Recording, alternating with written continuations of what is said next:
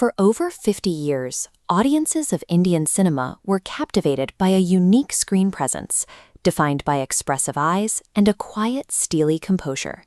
In 2023, that presence was recognized with the Dada Saheb Phalke Award. It is the nation's highest cinematic honor, cementing her status as film royalty. Namaskar. Indian cinema की इस महान नायिका की अनसुनी कहानी आज आपके सामने प्रस्तुत कर रहे हैं पवन ठाकर, Thakur Property Consultancy से. Connect with him at 9004-352787 for your property needs. आइए जानते हैं waheeda जी का सफर. To understand how she reached this pinnacle, we must look at the specific, difficult choices she made from the very start of her career. Born into a Deccani Muslim family in Tamil Nadu during the 1940s, waheeda Rehman grew up with a singular goal. She intended to study medicine and become a doctor.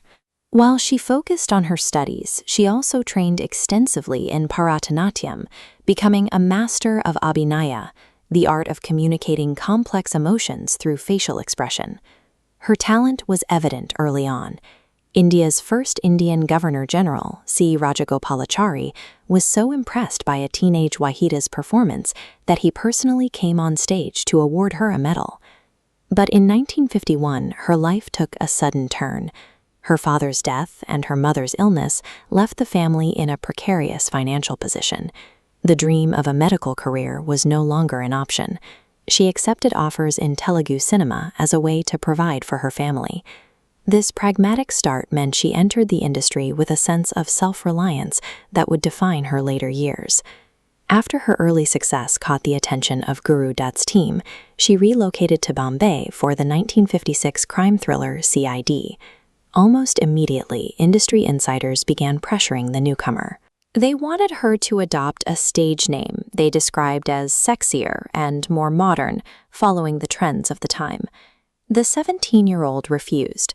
She insisted on being credited by her birth name, a move that went against the advice of established studio figures. She also demanded specific conditions in her contract. Her mother had to be present on every set, and she reserved the final right to approve all of her costumes. By setting these boundaries as a newcomer, she created a new precedent for how a female actor could maintain agency within the studio system. This independence helped her thrive during a prolific creative partnership with filmmaker Guru Dutt. In films like Pyasa, Kagas Ke Phool, and Chadwin Ka Chand, her performances gave a human face and emotional depth to his complex cinematic visions. By the 1960s, she had become the highest-paid leading lady in Indian cinema, commanding the screen with a focused, understated style. Her success showed that a lead actress could sustain a career through quiet intensity rather than relying on the standard tropes of the era. In 1965, she took what many considered a massive professional risk by starring in Guide with Dev Anand. Her character, Rosie, was a woman who leaves an unhappy marriage to live with another man outside of wedlock, a direct challenge to the social taboos of the 1960s. Friends and colleagues warned the role would destroy her career. She ignored them, seeing the character's struggle for liberation as a role worth playing. The film became a landmark. She won the Filmfare Award for Best Actress, and her portrayal of Rosie is now cited as a pivotal moment for the representation of women in Indian film. She continued to seek out demanding work, winning the National Award for Reshma or Shera, and delivering a complex performance in Kamoshi, a project she valued for its artistic depth. In the late 70s, she demonstrated her versatility by moving past the traditional boundaries that often limited actresses as they aged. She played Amitabh Bachchan's romantic interest in the 1976 film Adalat, then transitioned into playing his mother in Trishul only 2 years later. This willingness to take on varied roles suggested that her focus was always on the requirements of the script rather than the vanity of a star persona. In 1974, while she was at the peak of her popularity, she made the decision to step away from the industry entirely. Following her marriage to Shashi Raiki, she moved to a quiet farmhouse in Bangalore. She chose a life away from the public eye to raise her 2 children. By walking away on her own terms, she demonstrated her life was never defined solely by her career or the validation of the film world. She eventually returned to Mumbai after her husband's death in 2000.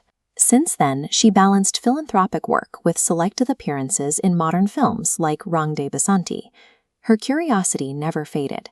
In her 60s, she traveled to the Andaman Islands to complete a personal goal, becoming a certified deep-sea scuba diver. It was a clear indication that her drive to explore and challenge herself didn't end when she stepped off a film set.